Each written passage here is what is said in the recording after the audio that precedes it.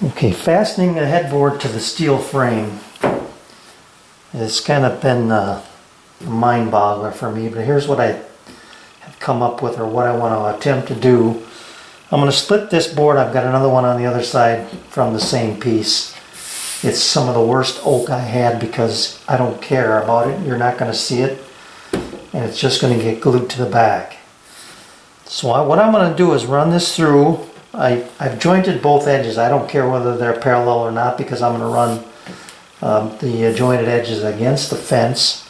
I'm going to tilt my saw to about 7 degrees, and whatever angle that is, it won't matter because these will all be cut the same.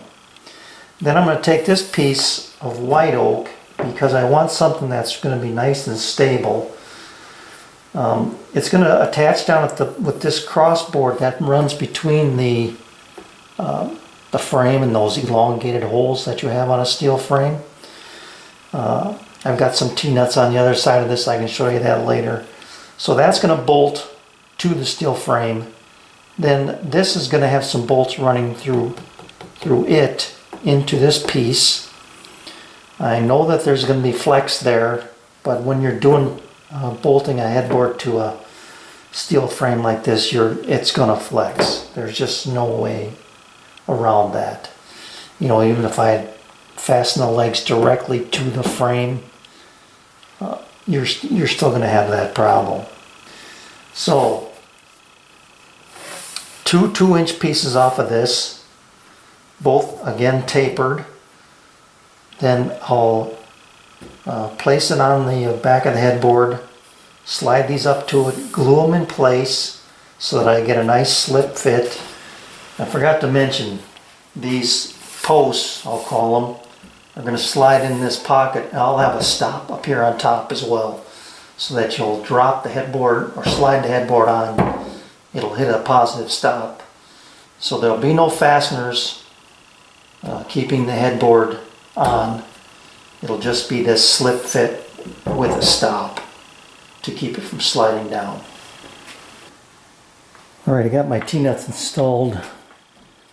These two for the metal frame, these two to hold my leg, or stanchion, whatever you want to call it.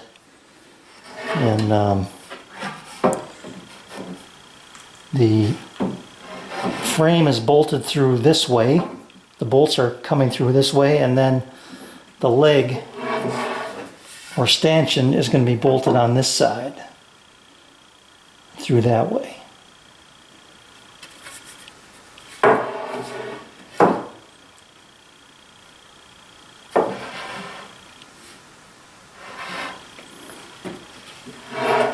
And the leg will be bolted on this way through holes here. Now the other thing I need to do is I need to make a couple of wide dados for this upright to sit into, to take some of this out of play. I realize it's going to be attached to the headboard up here as well, but I still want to do that. So I'm going to put this together in the shop and mark and cut those probably 1/4 inch deep, just so I have 2 shoulders on either side of this to really lock it in place. Now let me show you this board as it's hooked up down here.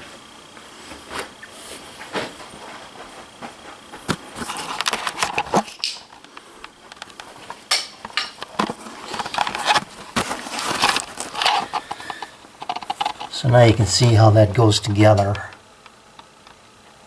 That board is just sitting in that little indentation of the frame, and then 1-inch 5/16 bolts with washer and lock washer, and that really socks that thing in there.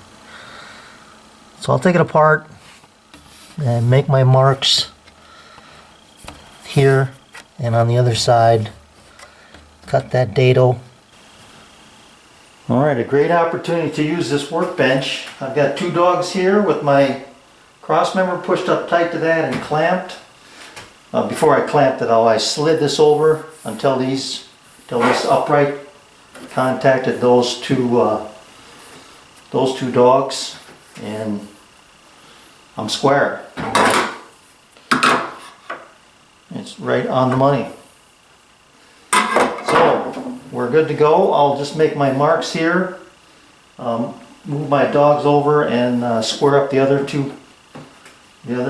angle over here, and then take it to my table saw and cut those out.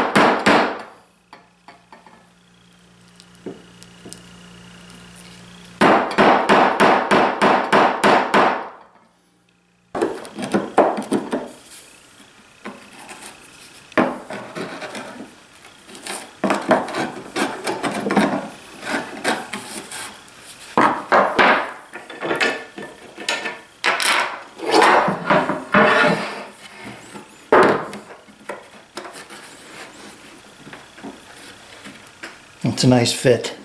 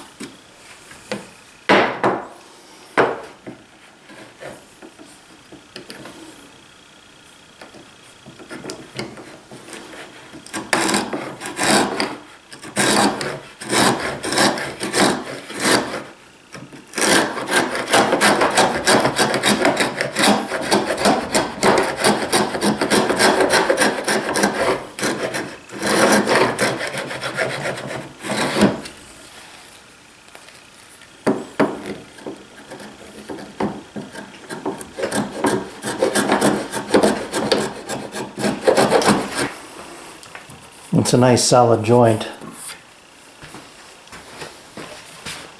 It takes all the play out of that thing moving back and forth. So I'm happy with that. The other side is just as nice. Now the thing to do is to cut the tapers, the dovetail tapers in these uprights, and then fit those to matching pieces on the back of the headboard.